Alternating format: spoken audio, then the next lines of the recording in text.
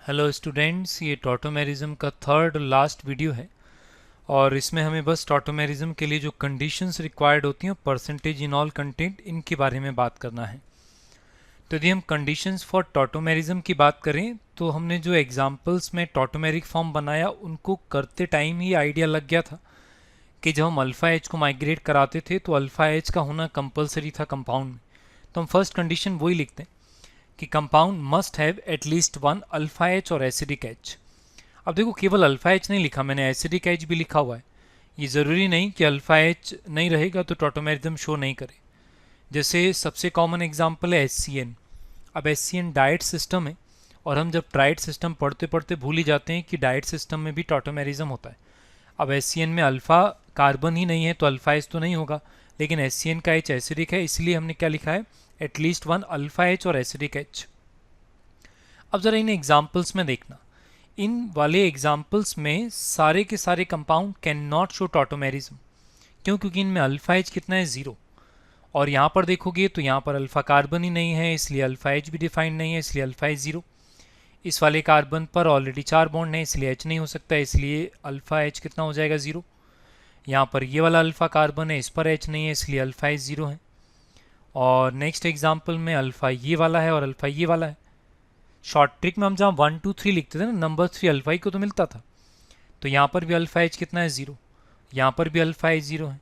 इसका मतलब ये हुआ ये वाले कंपाउंड्स कैन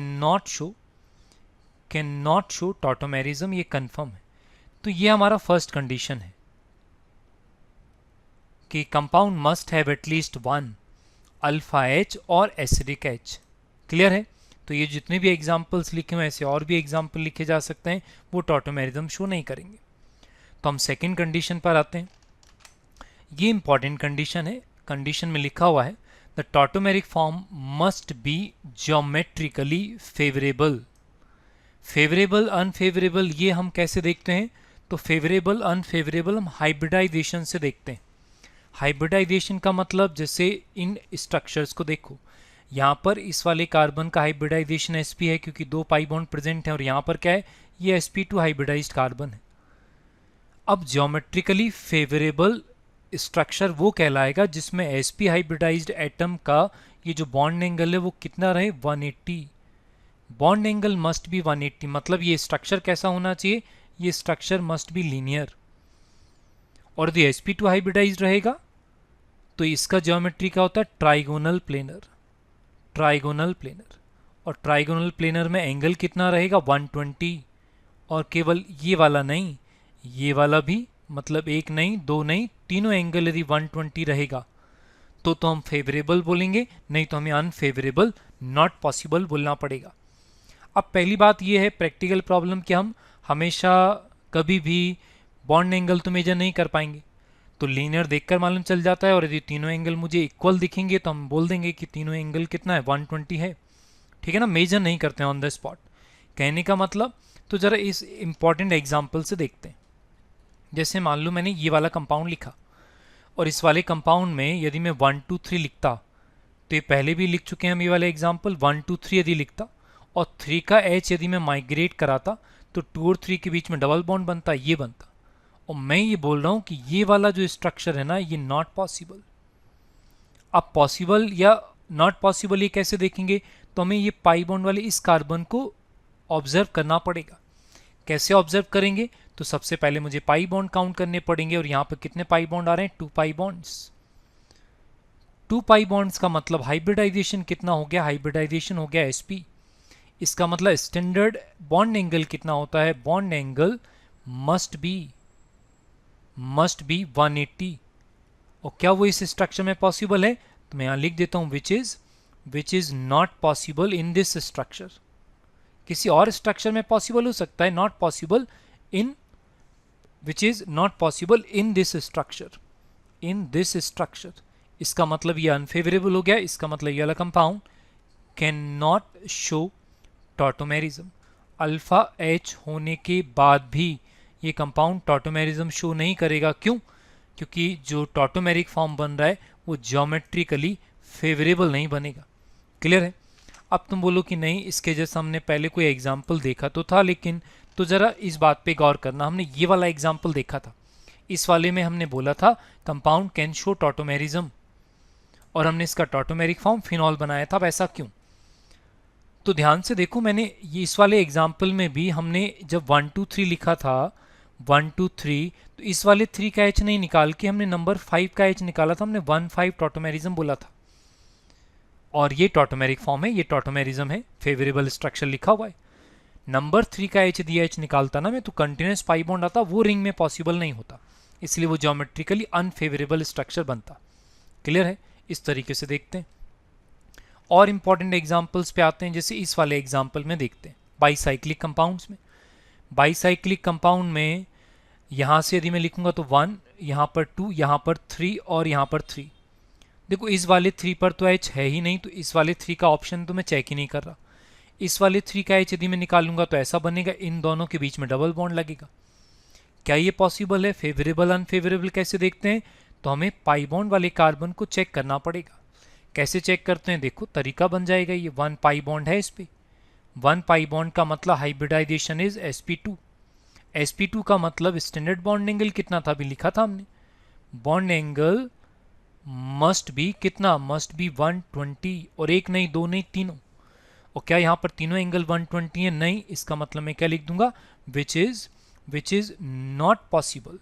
या एक काम करते हैं, नॉट पॉसिबल नहीं लिखता, विच इज एक्सट्रीमली डिफिकल्ट लिखता हूं। जरा रुको, कुछ और कवर करता हूं, extremely difficult at bridge head atom of bicyclic compound.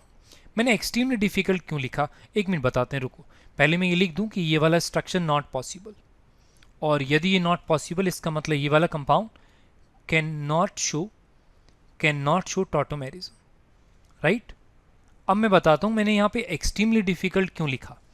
भाई मैं यहाँ पे नॉट पॉसिबल लिख सकता था ना, ठीक।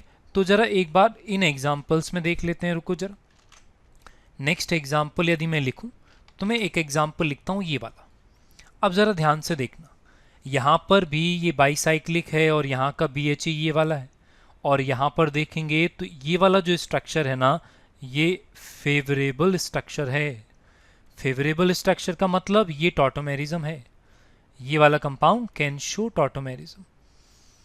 अब यहाँ पे फेवरेबल क्यों हो गया? क्योंकि यहाँ पे जो साइड्स का लेंथ है वो ज़्यादा है, यहाँ पर बॉन्ड एंगल मैनेज हो गया, मेंटेन हो गया। तो ये हमने पहले भी जब ब्रेडिट रूल पढ़ा था तब भी हमने ये बोला था कि BHA पे bond angle 120 is extremely difficult. Clear है? और एग्जाम्पल में बात करें, सपोज ये वाला एग्जाम्पल हमने लिखा, क्या ये वाला कंपाउंड, फर्स्ट वाला compound can show tautomerism? Yes, ये वाला कंपाउंड कैन शो टॉटोमेरिज्म। कैसे शो करेगा? 1 2 3, इस वाले 3 से शो नहीं कर सकता, इस वाले 3 से शो करेगा ना। यहाँ तो डबल बॉन्ड आ सकता है, क्योंकि यहाँ पर जब मैं H लिखूंगा तो तीनों एंगल 120 बॉन्ड एंगल हो जाएगा, इसका मतलब ये टॉटोमेरिज्म है। ये वाला स्ट्रक्चर कैसा हो जाएगा? फेवरेबल स्ट्रक्चर हो जाएगा। तो ये कंडीशन है कि जरूरी नहीं कि अल्फा H होने के बाद कंपाउंड टॉटोमेरिज्म शो करे ही करे। ठीक हो सकता है कि जो बनने वाला टॉटोमेरिक फॉर्म है वो ज्योमेट्रिकली कैसा बनता हो, अनफेवरेबल बनता हो। क्लियर है? ये सेकंड कंडीशन था। थर्ड एक और कंडीशन लिखता हूं, हालांकि इंपॉर्टेंट नहीं है, यूज ज्यादा नहीं होता, लेकिन फिर भी अंडरस्टूड सी बात है। लेकिन थर्ड कंडीशन पर देखना, थर्ड कंडीशन बोलते हैं carboxylic acids. Carboxylic acids and acid derivatives. Acid derivatives होते हैं 4, और इसमें से मैं एक हटा रहा हूं, एक्सेप्ट एसिडमाइड्स। एसिडमाइड इस स्टेटमेंट में पार्ट नहीं होगा। Can not show tautomerism, can not show tautomerism, ऐसा क्यों लिखा? तो लिख के देख लेते हैं। कार्बोक्सिलिक एसिड की यदि मैं बात करूं तो कार्बोक्सिलिक एसिड में प्रॉब्लम ये है कि यहां पर ये जो OH वाला H है ये वाला होता है मोर एसिडिक, और कॉन्जुगेट बेस की स्टेबिलिटी से बता सकते हो। अब यदि तुमने यहाँ पर बेस यूज किया तो base always abstracts more acidic H, मतलब OH वाले H को एब्स्ट्रैक्ट करेगा, और यदि OH वाले H को एब्स्ट्रैक्ट किया तो टॉटोमेरिक फॉर्म बनाने का तरीका तो मुझे मालूम है। मुझे क्या करना होता है, 3 का H 1 पे ले जाना होता है, और 2 3 के बीच में डबल बॉन्ड बनाना होता है। और ध्यान से देखोगे तो ये सेम स्ट्रक्चर है, ये आइसोमर नहीं है। आइसोमर्स ऑलवेज डिफरेंट, ठीक, इसलिए कार्बोक्सिलिक एसिड कभी टॉटोमेरिज्म शो नहीं करता। अच्छा, एमाइड में कैसे कर दिया था? एमाइड जब हमने लिखा था, पहले एग्जाम्पल हम ट्राई कर चुके हैं, उसमें भी तो ये वाला ज़्यादा एसिडिक था, लेकिन बात ये थी कि यहाँ पे जो हमने फॉर्म बनाया था टॉटोमेरिक फॉर्म, वो डिफरेंट था, और डिफरेंट कंपाउंड को तो मुझे आइसोमर बोलना ही था ना, इसलिए। अच्छा, रिमेनिंग एसिड डेरिवेटिव में यदि मैं बात करूँ तो रिमेनिंग एसिड डेरिवेटिव होते हैं ये, अलग अलग बहुत सारे प्रिडिक्शन है। एक प्रिडिक्शन ये है कि जब ये OH माइनस से रिएक्ट करता है तो ये सब्स्टिट्यूशन के बाद एसिड बना लेता है, और एसिड जो है टॉटोमेरिज्म शो नहीं करता। इस कारण से एसिड और एसिड डेरिवेटिव एक्सेप्ट एसिडमाइड्स टॉटोमेरिज्म हम शो नहीं कराते। क्लियर है? टॉटोमेरिज्म के लिए मना कर देते हैं। फिर टॉटोमेरिज्म के लास्ट पोर्शन पे आते हैं अपन, और लास्ट पोर्शन है percentage enol content, percentage composition of tautomeric forms, कि इनॉल ज़्यादा होता है, कीटो ज़्यादा होता है। तो देखो, एक्चुअली परसेंटेज स्टेबिलिटी पे डिपेंड करता है। कॉमन सेंस बोलता है जिसका स्टेबिलिटी ज़्यादा रहेगा नेचर में वही ज़्यादा एग्जिस्ट करेगा, और ये देखकर नहीं बताया जा सकता। जो मैंने लिखा है स्टेटमेंट, लिखा हुआ है थर्मोडाइनेमिकली, मतलब एनर्जेटिकली, मतलब on the basis of their energies, keto form is generally more stable than enol form. Always true कुछ भी नहीं है, अभी एग्जाम्पल्स में जान जाओगे। अब ये हमें बॉन्ड एनर्जीज के बेसिस पे मालूम चलता है। जब हम इनके बॉन्ड एनर्जी कैलकुलेट करके ऐड करते हैं तब हमें मालूम चलता है keto form is more stable. और ये जो ऑर्डर लिखा हुआ है ये परसेंटेज इनॉल का ऑर्डर है। परसेंटेज इनॉल किसका ज़्यादा रहेगा? एक मिनट, परसेंटेज इनॉल तो लिखा हुआ है, इसको हटाते हैं। ये परसेंटेज अमाउंट का ऑर्डर है, परसेंटेज अमाउंट। परसेंटेज अमाउंट किसका ज़्यादा है? कीटो का। क्यों? क्योंकि स्टेबिलिटी का भी ऑर्डर क्या है? स्टेबिलिटी का ऑर्डर ये है। हालांकि हम कुछ और फैक्टर्स भी पढ़ने वाले हैं, लेकिन हाँ, 99% केस में प्रैक्टिकल यूज़ ये है कि जब हम किसी रिएक्शन का प्रोडक्ट इनॉल फॉर्म बनाते हैं तब हम उसे हमेशा टॉटोमराइज करके किस में कन्वर्ट कर देते हैं? कीटो फॉर्म में, ये बोलकर कि keto form is generally more stable than enol form. देखो, बहुत सारे फैक्टर्स होते हैं जो अफेक्ट कर सकते हैं, लाइक ये लिस्ट देखो। पहला तो स्टेबिलिटी है। स्टेबिलिटी कई सारे फैक्टर से बोला जा सकता है। एच बॉन्ड वाला फैक्टर है, कॉन्जुगेशन मतलब रेजोनेंस वाला फैक्टर है, aromatic, anti aromatic, non aromatic वाला फैक्टर आ सकता है, हाइपर कॉन्जुगेशन मल्टीपल बॉन्ड की स्टेबिलिटी को अफेक्ट करता है, फिर सॉल्वेशन वाला फैक्टर अफेक्ट करता है। बहुत सारे फैक्टर्स हैं। स्टेरिक रिपल्शन फैक्टर डोमिनेट कर सकता है। बहुत सारे फैक्टर्स हैं जो परसेंटेज अमाउंट को अफेक्ट करते हैं। कहने का मतलब ज़रा इन एग्जांपल्स में एक्चुअल डाटा देखते हैं। जैसे मैंने फर्स्ट एग्जांपल लिखा ये, अब यदि मैं फर्स्ट एग्जांपल में देखूं तो इसका जो इनॉल फॉर्म है मैंने बनाया। अब इनॉल फॉर्म देखोगे तो इनॉल फॉर्म में मुझे स्टेबिलिटी की वैरायटी देखनी। अब यहाँ पर ये सबसे कॉमन ऑब्जेक्टिव है। देखो, very important compound by name. इस कंपाउंड का नाम है, कॉमन नेम है, दिस इज एसिटाइल एसीटोन। ये कंपाउंड याद रखना है ना, वेरी इंपॉर्टेंट कंपाउंड। और जब मैंने इसका इनॉल बनाया था ये मोर एसिडिक था तो ऐसा बना। अब यहाँ पर प्लस पॉइंट ये है कि इस H पर डेल्टा प्लस है और ऑक्सीजन पे डेल्टा माइनस, और ये अपोजिट चार्जेस स्पेस में एक दूसरे को अट्रैक्ट करेंगे, और ये अट्रैक्शन H का है, इसलिए ये कौन सा बॉन्ड कहलाता है? ये बॉन्ड कहलाता है H बॉन्ड। और चूंकि ये 6 मेंबर रिंग बना रहे, ये इफेक्टिव है। एक बात तो यहाँ पर फैक्टर क्या क्या है? एक फैक्टर ये H बॉन्ड, और हर बॉन्ड फॉर्मेशन में एनर्जी रिलीज होती है, मतलब स्टेबिलिटी बढ़ता है। और दूसरा प्लस पॉइंट ये यहाँ पर है continuous conjugation. Conjugation makes the compound stable. कैसा कॉन्जुगेशन है? पाई सिग्मा, और यहाँ का लोन पेयर कॉन्जुगेशन आ रहा है, इसलिए यहाँ पर जो परसेंटेज अमाउंट रहेगा, ये ऑर्डर गलत लगा हुआ है ना, ये ऑर्डर हटा देता हूँ। इसका जो परसेंटेज अमाउंट रहेगा वो परसेंटेज अमाउंट रहेगा ये वाला। क्लियर है? ठीक है ना? क्यों? क्योंकि यहाँ पर फैक्टर ऐसा है। इसमें भी ऑप्शन गलत लगा हुआ है, जरा रुको। इस वाले में देखना, इस वाले में कंटिन्यूस कॉन्जुगेशन तो है, लेकिन यहाँ पर अपोजिट हैं ग्रुप्स। ग्रुप्स कैसे हैं? ग्रुप्स अपोजिट हैं, और यदि ग्रुप्स अपोजिट हैं इसका मतलब H बॉन्ड नहीं बनेगा, क्योंकि अट्रैक्शन तब स्ट्रांग होगा जब नज़दीक होगा ग्रुप, और ये तो अपोजिट है, इसलिए यहाँ पर H बॉन्ड नहीं बना, इसलिए कीटो फॉर्म डोमिनेट कर गया। तो लगता है H बॉन्ड डोमिनेट करता है। ये सबसे इंपॉर्टेंट एग्जाम्पल्स में से एक है। जब हमने इसका फॉर्म लिखा था तो ये वाला रिंग देखो, ये बेंजीन रिंग है, और ये होता है एरोमेटिक, और aromatic compounds are highly stable compounds. Highly stable होने का मतलब कि ये वाला कंपाउंड इनॉल में तो कन्वर्ट होगा, लेकिन इनॉल शायद कभी भी कीटो में कन्वर्ट ना हो, इसलिए बहुत छोटा एरो लगाते हैं। तो बोलते हैं नियरली 100% इसमें इनॉल कंटेंट ही मिलेगा। तो जितने भी मैक्सिमम इनॉल कंटेंट वाले क्वेश्चन होते हैं उसमें हम एरोमेटिक रिंग वाला ही सेलेक्ट करते हैं। जैसे इसमें भी देखो एरोमेटिक रिंग बन रहा है, तो मुझे क्या लिखना पड़ेगा, नियरली 100% इनॉल कंटेंट ही लिखना पड़ेगा। ठीक, तो बहुत सारे फैक्टर्स हैं। अब लोगों को ये लगता है कि शायद वो एक्यूरेसी से ये सब डिसाइड कर सकते हैं, तो ज़रा एक बार इस लिस्ट को देखें। हम परसेंटेज इनॉल कोई भी कभी भी एक्यूरेसी से डिसाइड कर ही नहीं सकता। जैसे ज़रा इस वाले फर्स्ट और सेकंड वाले को देखना। देखो सबसे इंपॉर्टेंट एग्जाम्पल आज तक एग्जाम में केवल ये आया हुआ है, एसिटाइल एसीटोन। इसके अलावा हमें एक भी एग्जाम्पल याद नहीं रखना होता है, बस मेन वो है। और इसमें क्या लिखा हुआ है, परसेंटेज इनॉल लिखा हुआ, मतलब ये कंपाउंड कितना परसेंट इनॉल बनाएगा। मतलब इसमें 80% इनॉल रहेगा, 20% रहेगा कीटो। ठीक है ना, तो इसका रीज़न समझ में आता है, इसमें एच बॉन्ड है ना इसलिए। ठीक है, लेकिन ज़रा एक बार थर्ड और फोर्थ को देखना। भाई फोर्थ वाले में यहाँ पर भी तो एच बॉन्ड बनेगा ना, बनेगा एच बॉन्ड। भाई बाइकार्बोनाइल है, एक्टिव मिथाइलिन भी है, लेकिन इसमें तो एच बॉन्ड नहीं बनेगा, लेकिन फिर भी एच बॉन्ड वाला पीछे। और एच बॉन्ड वाले का जरा परसेंटेज देखना, इनॉल केवल 8.4% बनेगा, मतलब कीटो कितना रहेगा, 91.6% रहेगा कीटो।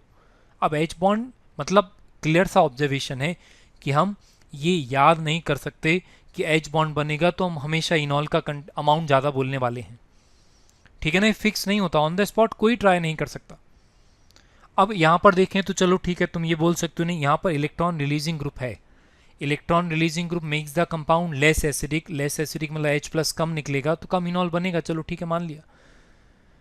अब यहाँ पर देखो, यहाँ पर CN है क्या, EWG। EWG makes the compound more acidic.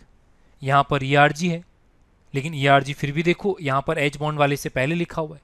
ऐसा क्यों, तो यहाँ पर लगेगा हाइपर कॉन्जुगेशन। जब यहाँ पाई बॉन्ड लगाएंगे तो कुल मिलाकर बात यह है, कभी H बॉन्ड आगे निकल जाता है, कभी हाइपर कॉन्जुगेशन निकल रहा है, कभी कॉन्जुगेशन निकल रहा है, कभी ERG, कभी EWG। तो एक फिक्स अमाउंट जब तक हमें नहीं मालूम रहे हम एग्जैक्ट डाटा नहीं बता सकते। ठीक है ना, तो ये वैल्यूज याद नहीं करने, ये केवल यकीन दिलाने के लिए कि हम ऑन द स्पॉट ट्राई नहीं कर सकते परसेंटेज इनॉल। हाँ, यदि परसेंटेज इनॉल याद करना है तो केवल ये वाला कंपाउंड याद करना बस, एसिटाइल एसीटोन। और यदि कुछ याद करना ही है तो केवल इतना याद करना कि देखो एल्डिहाइड्स का परसेंटेज इनॉल कीटोन से ज़्यादा होता है। मतलब परसेंटेज इनॉल का जब भी ऑर्डर पूछा जाए तो हमेशा बोलना कि एल्डिहाइड और इनॉल कीटोन में एल्डिहाइड का परसेंटेज इनॉल से कीटोन से ज़्यादा होता है। देखो पहले भी ये ऑब्जर्वेशन रहा है, तुम बोलो कि नहीं कीटोन में यहाँ पे 6 अल्फा एच हैं, यहाँ पे 3 अल्फा एच हैं, तो हम एसिडिक स्ट्रेंथ कभी भी नंबर ऑफ एच से डिसाइड नहीं करते। यदि ऐसा होता तो NH3HF से ज़्यादा एसिडिक होता। ठीक है ना, तो कुल मिलाकर बात यह है कि हम परसेंटेज इनॉल में ज़्यादा इन्वॉल्व नहीं हो सकते क्योंकि वो कंफ्यूजिंग हो जाएगा। ठीक है ना, तो हमें केवल एसिटाइल एसीटोन याद रखना है और ज़्यादा से ज़्यादा हमें याद रखना है कि एल्डिहाइड का कीटोन से ज़्यादा होता है। ठीक, थैंक यू।